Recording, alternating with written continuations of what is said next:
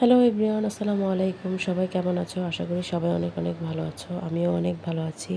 শুরু করছি আজকের একটি নতুন ব্লগ। আজকে হচ্ছে রমজানের আগের দিন। সবাইকে রমজানুল মোবারক। যে যেখান থেকে বসে আমার ভিডিওটি দেখছো, প্লিজ আমার চ্যানেলটি সাবস্ক্রাইব করবে, লাইক করবে এবং আমার পাশে থাকবে। তো সকাল সকাল আমি ঘুম থেকে উঠে গিয়েছি এবং ঘুম থেকে উঠে অনেক কাজই করেছি। সেগুলো তোমাদের সাথে শেয়ার করা হয়নি, যেমন নাস্তা বানানো, বাচ্চাকে স্কুলে পাঠানো, আর অনেক অনেক অনেক কাজ। তো যাই হোক, এখানে আমার ছোটো বাচ্চাটা ঘুমাচ্ছিল, তো ওকে উঠালাম।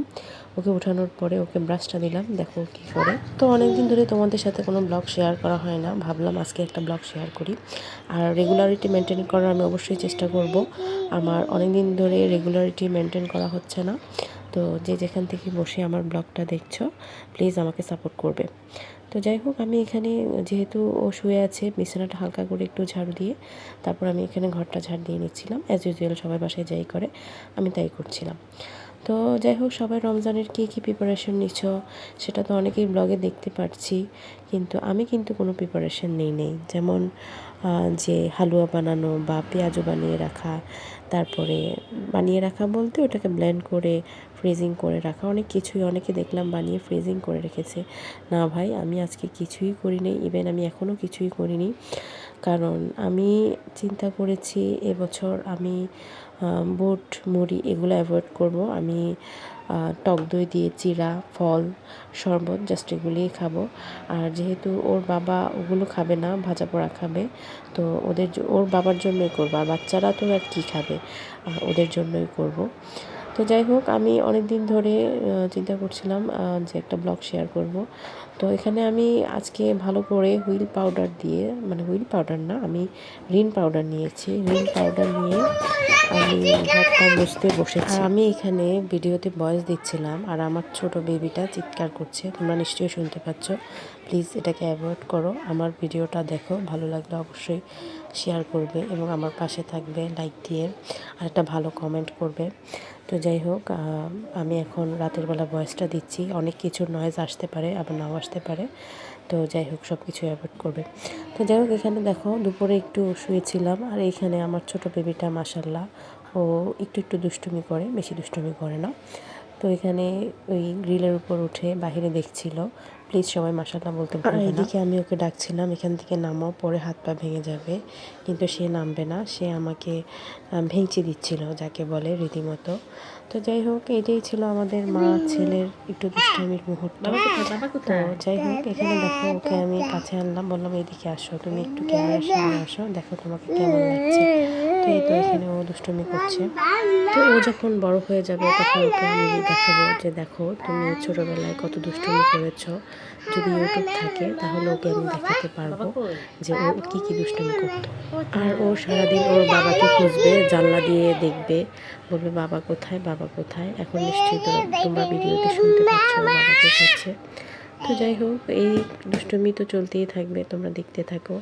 আর ওইদিকে সকালে আমি কাপড়গুলো যে ধুয়েছিলাম ওটা একটু ক্লিপ নিয়েছিলাম, সেটা তোমাদের সাথে শেয়ার করছি। আর এখন তো সকালে অনেক কড়া রোদ্দুর উঠে, তো আমি চেষ্টা করি সকাল সকাল কাপড়গুলো ধুয়ে দিতে। তো এখানে ওর বাবার কাপড়গুলো ভিজিয়েছিলাম, অনেকগুলো কাপড় নোংরা হয়ে গিয়েছিল। তো যাই হোক, কে কে আমার মতন এমন করো, কড়া রোদ দেখলে তাড়াতাড়ি কাপড় ধুয়ে দাও, সেটাও আমার সাথে শেয়ার করবা। আর বারান্দায় তো কাপড় দিলে সহজে শুকায় না, আমি ছাদে কাপড় দিই। তো যাই হোক, এখানে বিকালে আমি কিছু আলুর চিপস বানিয়েছিলাম, তো ভাবলাম সেই চিপসগুলো ভেজে নিই, কেমন যেন একটু কালচে কালচে হয়ে গিয়েছে। তো ভাজার পরে একটু কমে, কিন্তু অনেক মুচমুচে হয়েছে। তো কে কে আমার মতন বাসায় চিপস বানাও সেটা জানাও। হোক, এটা বানাতে বানাতে আমি ভাবছিলাম যে আমার একটা সালোয়ার রয়েছে যেটাকে কাটিং করতে হবে। তো আমি চলে গেলাম আমার সালোয়ারটা কাটিং করাতে, কলি দেওয়া সালোয়ার কাটছিলাম। তো যাই হোক, কে কে আমার মতন কলি দিয়ে কাটো সেটা আমাকে জানাবে। আমি শুধু আজকের ব্লগে দেখছি কে কোনটা করো, আমি যাই করি সেটাই তোমাদেরকে বলছি, জানাবেন। তো যাই হোক, আমি তো এভাবেই কাটি, তো এটা তোমাদের সাথে শেয়ার করলাম। আর কখন সেলাই করব সেটা আমি জানি না, কারণ আমি মেশিনে বসার সময়ই পাচ্ছি না। ঘরের কাজকর্ম, ছেলেকে পড়ানো, ছেলেকে স্কুলে নিয়ে যাওয়া, আনা খাওয়ানো, এগুলো বাদে কখন সেলাই করব। আর এখন রোজার মাস, আর এখন তো ইবাদতের মাস, তো দেখা যায় ইবাদত বাদ দিয়ে তো আমি এগুলো করতে পারবো না। আমার ইবাদত ঠিক রাখতে হবে, সংসার ঠিক রাখতে হবে, সব কিছু ঠিক রেখে আমাকে এগুলো করতে হবে। তো যাই হোক, দেখি আমি কখন সেলাই করি সেটা তোমাদের সাথে অবশ্যই শেয়ার করব।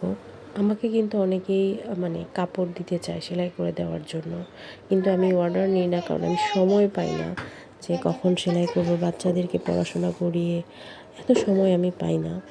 তো যাই হোক, তবুও আমার মনে হয় সংসারে আমার অনেক কাজ রয়ে যায় যেগুলো করব করব করে করা হয় না। তো আর এইদিকে আমি বিকালের নাস্তা বানাবো, আগেই ভেবে রেখেছিলাম যে আজকে নুডলস রান্না করব।